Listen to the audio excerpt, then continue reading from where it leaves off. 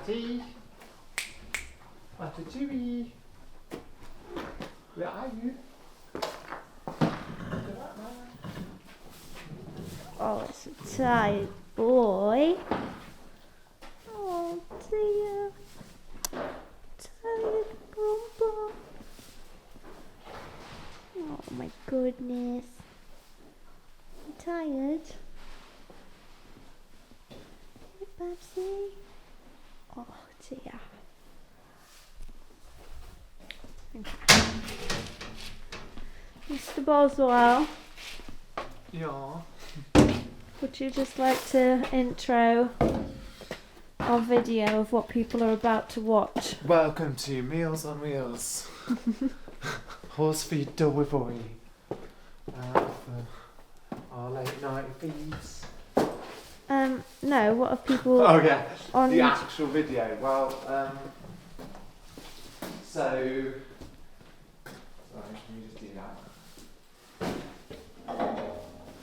So today's video was Bielinski.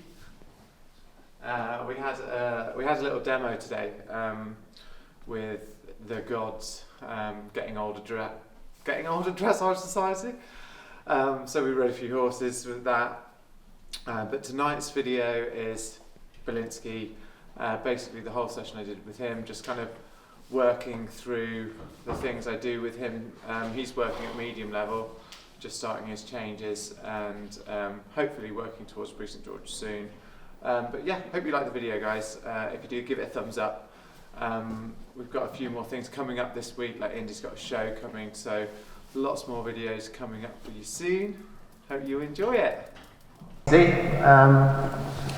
just again with his nature, he doesn't like making mistakes, so I've had to be, take a lot of time with those.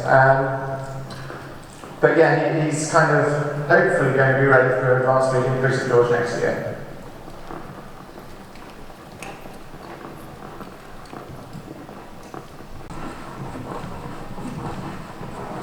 And I think this is a lot as well, where in these minutes in the beginning, and the kind of routine of doing really, really simple things really, really easily, that when someone watches them, they'll be like, I don't even know what he did, doesn't do anything.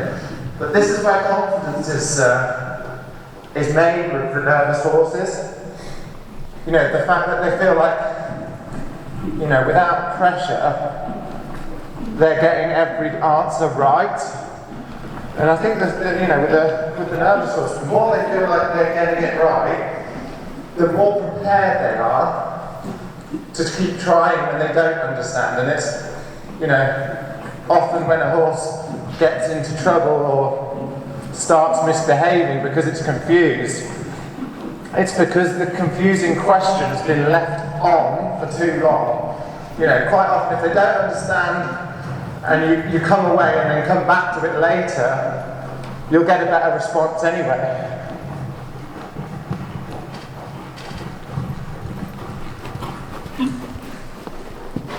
And I think with him trying to do those same easy trot walk transitions, and I think with him, the difference with him compared to kind of most of the normal horses that I ride is that I'm always trying to make him swing a little bit less.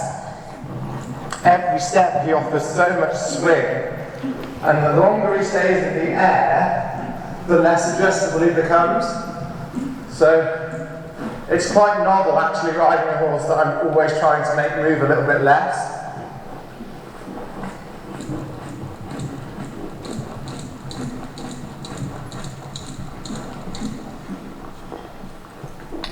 You can see I'm just playing with the stop-start transitions, my little joggy trot.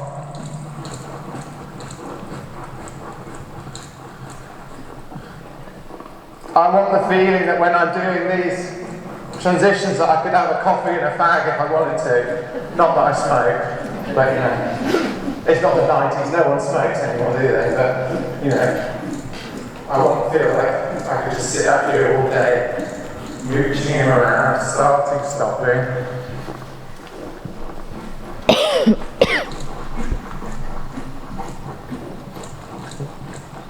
Just getting fluid adjustability. You know, self-carriage in the most basic sense. You know, you can give, I've got no leg on him at all, no contacts, the trot doesn't change. You know, and obviously the difference is with him now, from this point in this trot, is that I can start to train more movements. And I want to do it, to start with, especially with him, in a very easy way. So like, if I start with maybe a bit of leg heel or something, so I'm sat in neutral, and I can just kind of jog him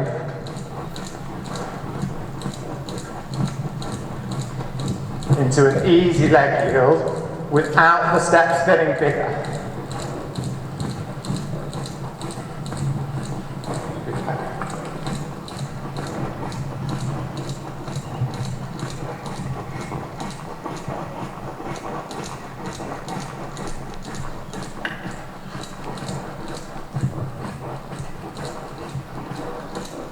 And even though, you know, he's been doing leg lifts forever, I just always start with a nice easy one, right? I'm not going to override.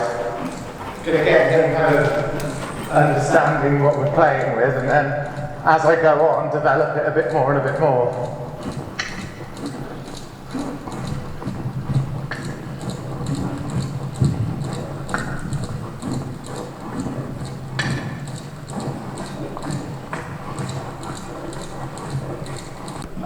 With huge movement, but they are notoriously difficult to train. And I think with this big slow movement, it's very easy for them to get behind your leg. You end up driving them all the time to try and make them quicker.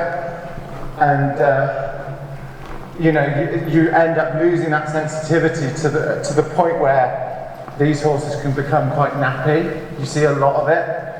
And that's why kind of when he gets emotional and he gets hot and he jumps around a bit, I never say don't do that. I'm like, okay, good. You know, because if he's becoming extroverted when he gets lit up, I can do something with that. If he goes the other way and becomes introverted, which is what happens if you swash them every time, is, you know, he gets heavy on the leg, he gets heavy on the hand, he shuts his back out, you put more and more leg on, and before you know it, your leg stops working. So then when they do get emotional, they stop, they slam the brakes on them, before you know it, you're up in the air. So it's definitely a horse that I'm glad I've got now, not when I was younger, so I'm not sure I would have had enough patience and understanding to deal with his issues. But having said that, he is the most phenomenal horse to ride. He's not nasty in any way.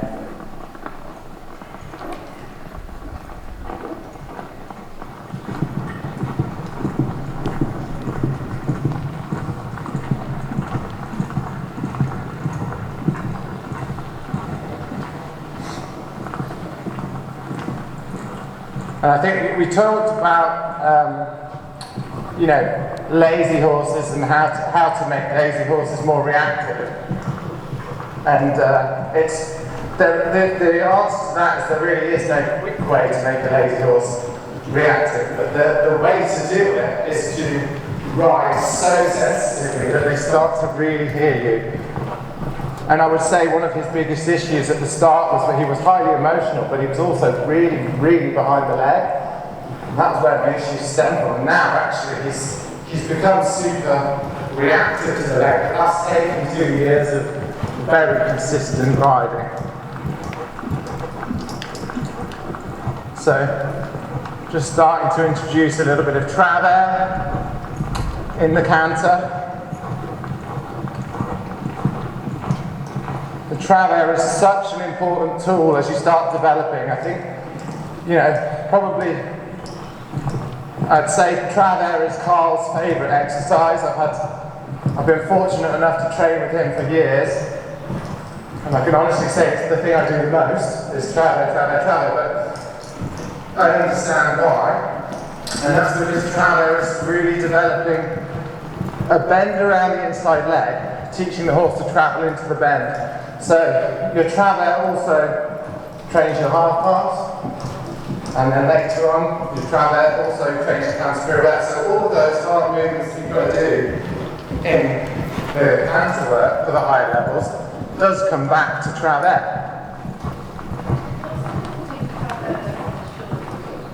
The difference, I'll show you the difference with the shoulder. So the positioning here from the shoulder forward is about kind of connecting your inside leg to your outside leg. The difference with your travers is there's more body bend, more angle, and you're pushing from your outside leg into your inside leg.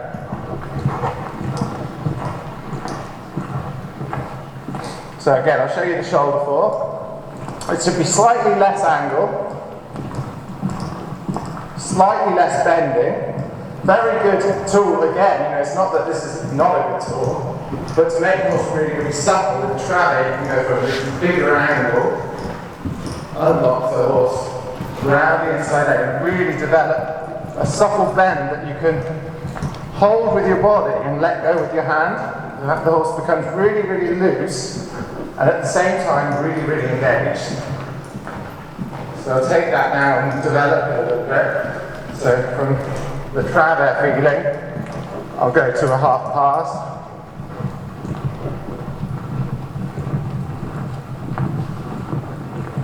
Good, and then a little bit of travers on a half 10-meter circle, which is developing towards a half pirouette in the end. So this is a really great exercise.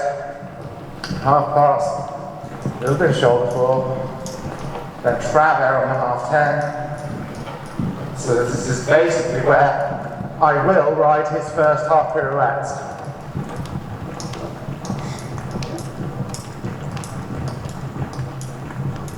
Good. I could be a little bit braver this time and just make that a little bit smaller. I'll drop his neck forward and down a little bit so he doesn't get stuck. Because with him, when he gets into the collection, he has a tendency to get a little bit high, and that blocks his back out, and then he gets stuck. So as I come into this pirouette again, I drop him down, loose. Good. So I want the feeling in like the most collected movements. I can take the reins away, drop his neck down, and then he does it for me. Good boy. I think it's an entrance towards your counter pirouette work that isn't just doing a working pirouette, which people love to do working pirouettes and they're a fantastic exercise.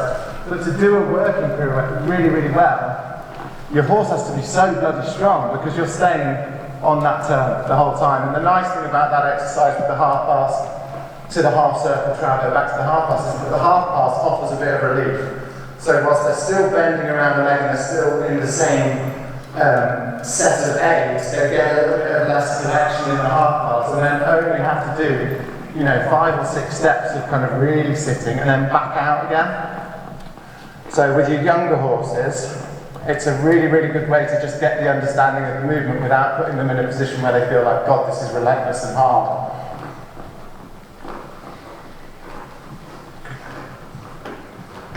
Do you use the travers bypass and Trot as well? Probably mostly in the canter. I do a lot more of my lateral work in the canter because I'm old and stiff. If I'm really honest, because his trot is so bloody big. I do it in the trot, but I find that actually if you're clever with it, if you do it in the canter, it gives you the same response and the trot gets better anyway. But no, I mean definitely it is as useful to develop engagement in the trot as it is in the canter. Do you use roll bells or? Yes.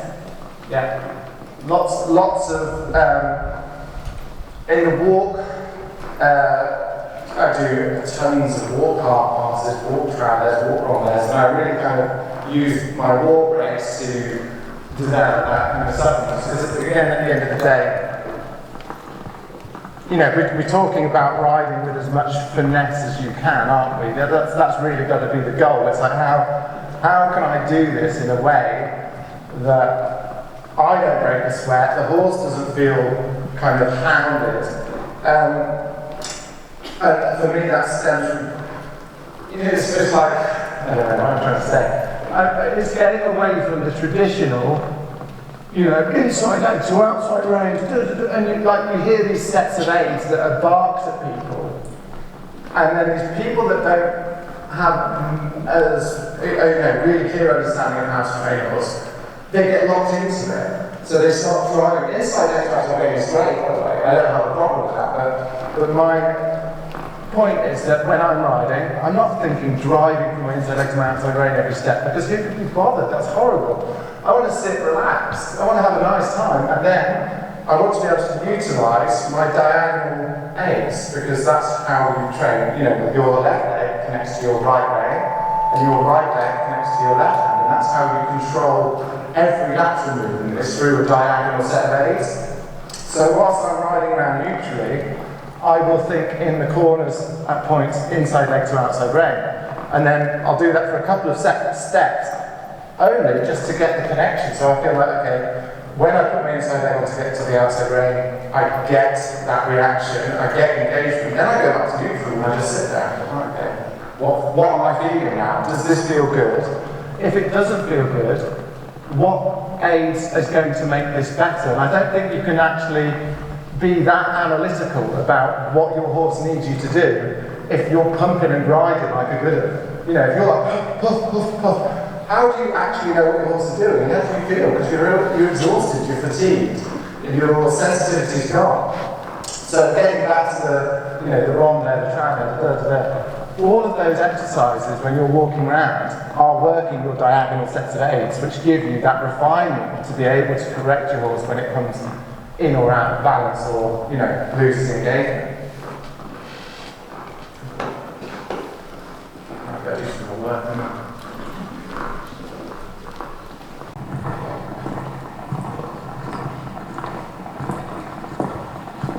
Very much keeping those turns nice and big to start with, until I feel like I have the relaxation in them, in the turn, in the body, that I could then maybe make it a little smaller.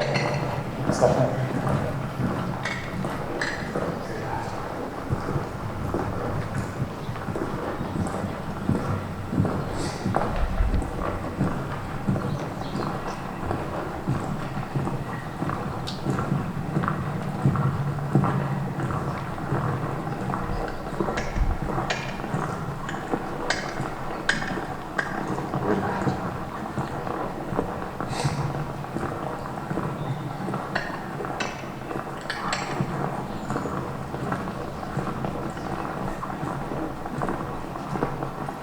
Boy.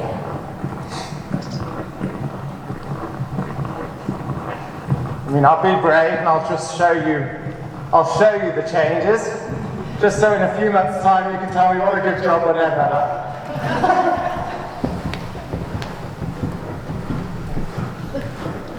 I honestly don't know how it's going to go.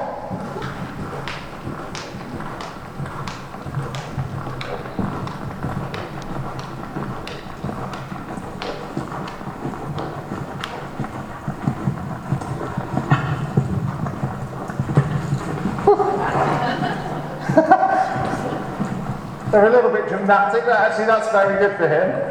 And I know it was kind of a bit over exuberance in front, and a little bit blocking through his top line, but actually no dramatic at all. You know, and I'm really, really pleased, because he used to panic and run, and it would turn, you know, into a real upset for him, because he was just not sure what he was supposed to do.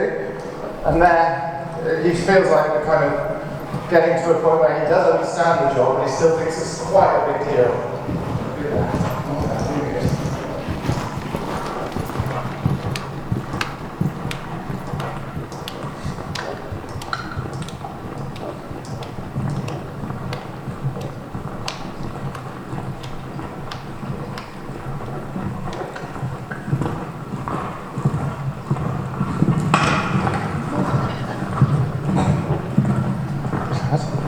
And I know it's not a good change.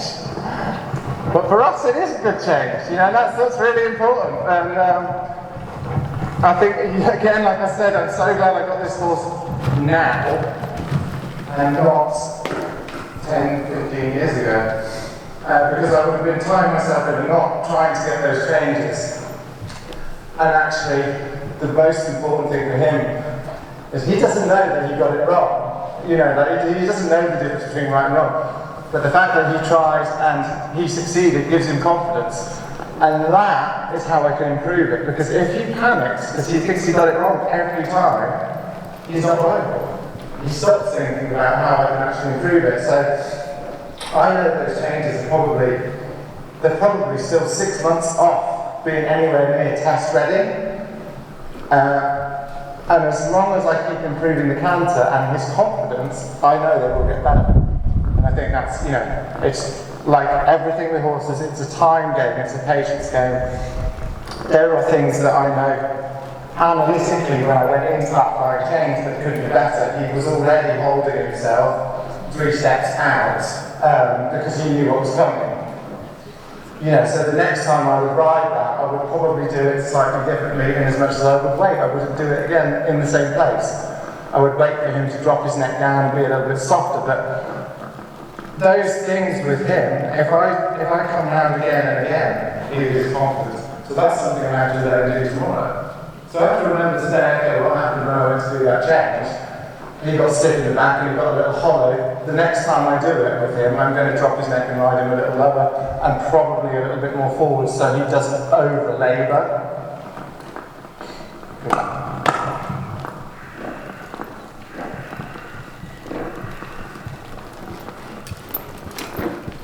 Has anyone got any questions about him? What's his name? Building scheme. Yeah. Can we see some Trot work? Yes, of course. Yeah.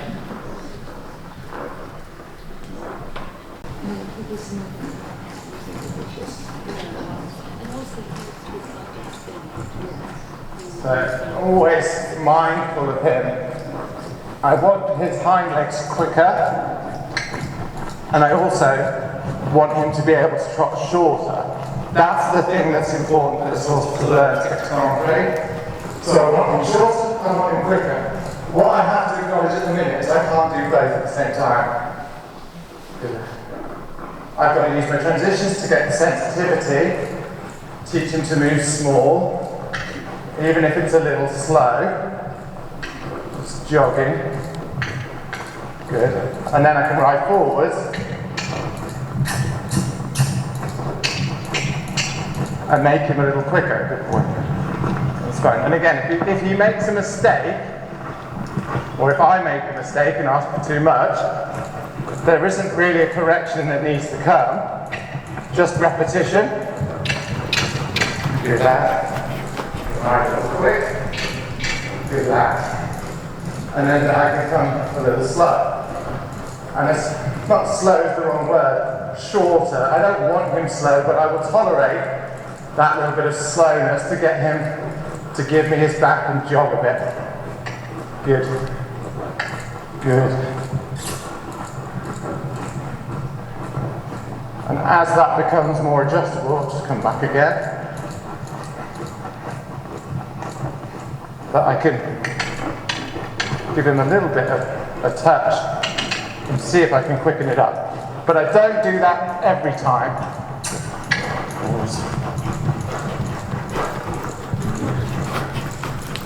So again, it always comes down to these transitions. The same thing we're doing with raising, developing gears, back a little bit.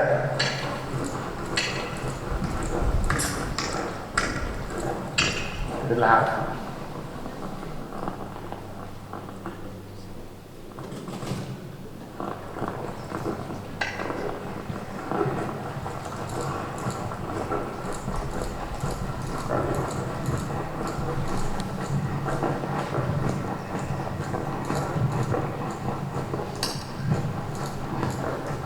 Still not riding my lateral work with too much power. Want him to be able to balance well enough that I can let go. back again. What I'm thinking about coming back is really trying to sit at the back of the saddle, release the pressure with my leg, just let him find a bit of weight carriage on the high leg. Do as little as possible, let him figure it out. Good. And then right forwards again.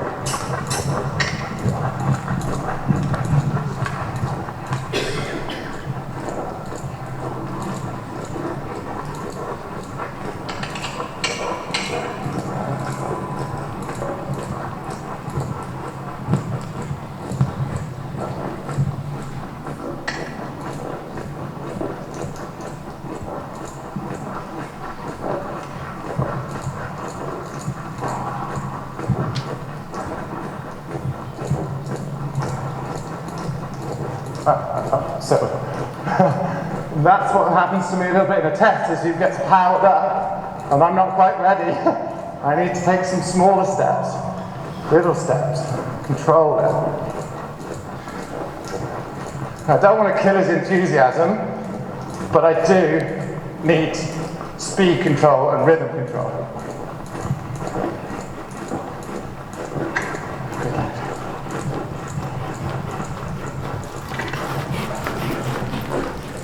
Back again.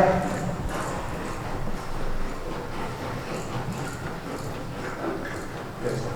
Jogging. Good lad. That's the hardest thing for him to do. Find a little jog. Good lad.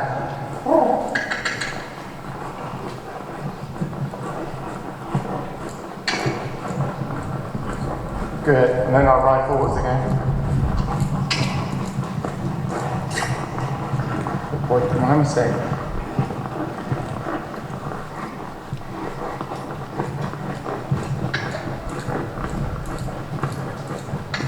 And that's you do have to be very honest with yourself when you ride a horse with this quality and these gears. If I'm not in balance and we're riding with finesse, then it's my bloody fault if he loses it. It's really the art of learning to sit on him in a way that gives him balance. It doesn't stop him performing.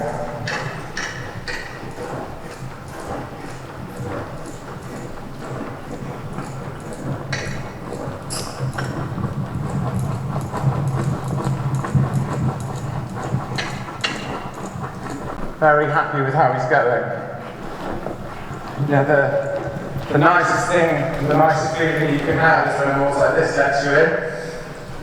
Because, when you start with a horse like him and it is very challenging, you don't know that you're ever going to get to this point, let alone Grand Prix. And the fact that we kind of have made it to this point, really, is the hardest bit's done with him now. It's just time and confidence. And making sure that I ride him as well as I can every day.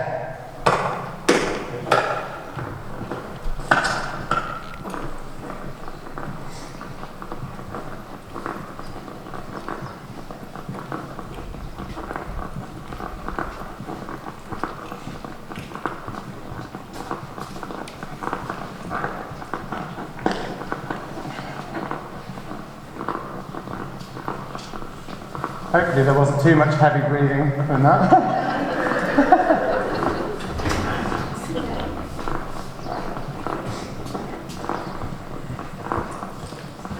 Do you turn your horses out? Yes, yeah, as much as possible. It's it's a bloody miserable life if you live in a stable 23 hours a day, isn't it? I think it is very dependent. There are points where we can't turn out because it's very rough day here, and obviously, we do have to look after them. They're very special, but in general, as much as possible. I mean, I like them out at night if I can. I just think it makes for happier horses and easier horses to train.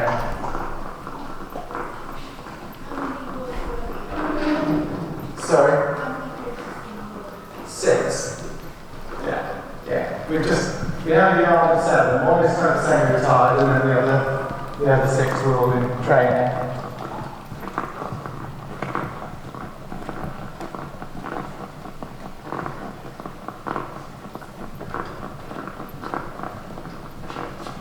Good boy. Do you ever jump your horses? Sorry? Do you ever jump your horses? No. I mean, not that I wouldn't, but it sounds awful. It's just getting the stuff out. My mum and dad actually, I grew up on riding schools, and no one else was dressage at all. So I was very much kind of jumping and going fast until I was about 14 or 15.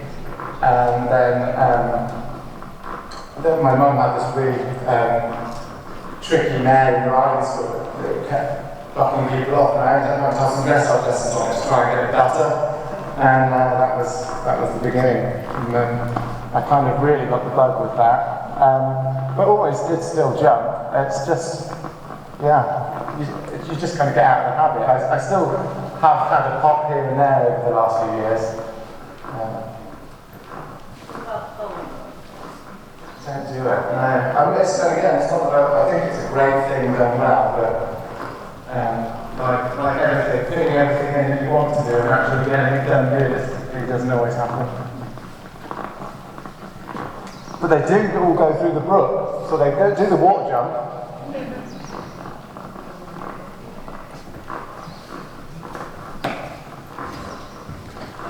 Do you do any keep fits, or is it just the horses who are not? Why have I got bits on? To be honest, I don't do. I muck out. That's my gym. But no, it's something actually that I really feel, if I'm honest, that I need to do. Because I think flexibility is definitely going out the window, and it's getting harder to do what I want to do. And if I want to keep improving, which I do desperately, then I think it's something I'm going to have to look at. Pilates or something like that? Yeah, so definitely kind of mobility driven, to try and loosen up my hips. I think riders in general notoriously have very stiff hips, but yeah, my flexibility has a lot to be desired. You know what's a really good one, which is easy to protect your and works amazingly in golden throws. What's that? Golden throws. What's that? I'll have to tell you later, but it's very small movements. Yeah. You never push it, you never hurt, and then when you go back and you Oh, that sounds perfect. Yeah. Easy. Yeah. I'll give you a number. Definitely.